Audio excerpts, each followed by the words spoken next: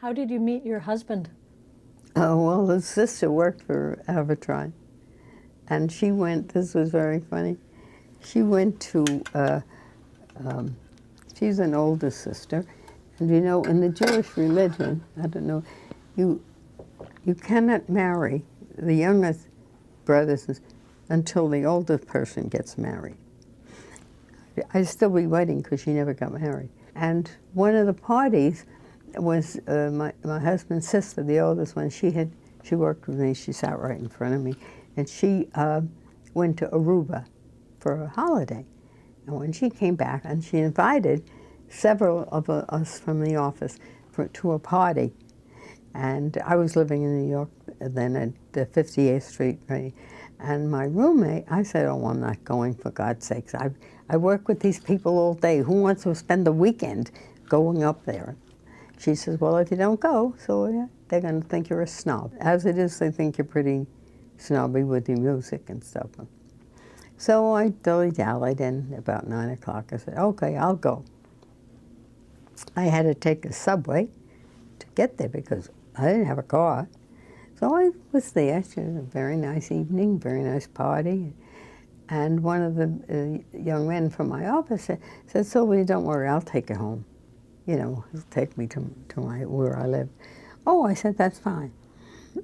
Well, lo and behold, just as I'm getting ready to go, this very handsome young man, whom I didn't think, he was just nice looking, came over and he said, "I'd like to take you home." And me, I was a rip. I said, "Take me home? You are home. Why would you want to take me home?" I said, "No, I've already been spoken. One of the men one of the fellows is going to take me home." It took him about 6 weeks to get him courage to call me for a date. Well, no, he called his sister, and she transferred the call. She said, "So, someone wants to talk to you." "Hello," and he told me who he was. I didn't know him from a hole in the wall. I didn't know what he looked like. I didn't know what he was dressed like. I didn't know anything. And so he said he'd like to take me out to dinner. "I don't think so." I said, "You know, I never fraternize with anybody that's in the office." And he kept it up and kept it up. And finally I said, "Okay, I'll go out with you." So since I had no idea what he looked like, I said, gave him my address, 58th Street, 231. And he came. He was very Irish looking. He had blue eyes, very blue eyes, very fair skin, and dark hair. And well, the neighborhood he lived in was mostly non-Jews. And so he came, and we were getting ready, and going out. He was taking me to the theater, he was taking me to dinner. And he says to me, "Oh, come on, my car's over there." It was his father's car, it wasn't his. And I said, "What's the matter? Don't you know how to walk?" I said, "There's everything right here. We don't have to walk very far." I said, "We don't need a car. Leave your car here." And that's how it started. And it was funny because we went out to dinner, and if he said it was red, I said it was blue. You know, it was constant bickering. And I figured, oh boy, this is going to be a great night. But we had a very nice time, and he brought me home. And then he said, can we have a repeat on next Saturday? I said, let's not rock the boat. We had a very nice evening. Everything went very well. Goodbye. But he persevered, and we started to see each other. And lo and behold, I said, "Look, we're not 21, we're not kids. And I'm not waiting until your sister finds somebody. And you better tell your mother that we're going to get married." I was 28. And he never crossed his mother. We lived in Queens. They lived in the Bronx. They were in the hardware business. I said, "No, you either make this decision now, or don't bother to call me or to come, because I'm not going to have one of these long engagements." I said, "And if you don't come up," my mother and father and my sisters had a place in the country where they took the kids swimming, you know. I said, and if he says, oh, I don't think I can come this Saturday or something like that.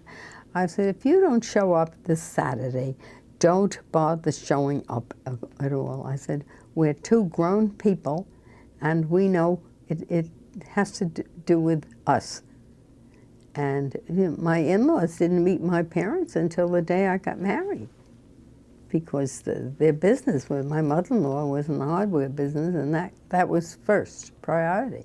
And I had a very, very small wedding, just my sisters and brothers and his two sisters. I always wanted as a kid to be married at Temple Emanu-El. I don't know whether you know New York. It was right about a couple blocks down from the Metropolitan Museum of Art. And I got married there in the rabbi's study, you know, because I only had this small group, and I didn't want one of these big hoopla weddings. I wore a suit. My father made me a silk, like a suit, and it was white, all white, but what I did was he made me a bright green jacket that I wore over it. And it was very attractive, it was very nice. I didn't go in for diamonds or anything like that. That wasn't as a matter of fact, my mother had called Manny aside once and said, look, I have 3 diamonds for my girls. If you would like one to give to Sylvia and make it into a little ring, he said, no, I want to pick the one out myself. And next to Carnegie Hall was a jeweler, antique, Carnegie Antique Jewelers, and Manny went in there and he bought me this lovely garnet. I'm a garnet freak. He bought me this lovely garnet ring. And do you know, I acted like it was the Hope diamond. I was so thrilled with this. And oh, my mother-in-law was very upset that her son didn't buy me a diamond, because that meant he couldn't support her or whatever it was. I gave it to one of my grandchildren, but those are all superficial things. They're very superficial, and that's what makes for a good marriage. The thing is to listen to each other, to have an individual life too.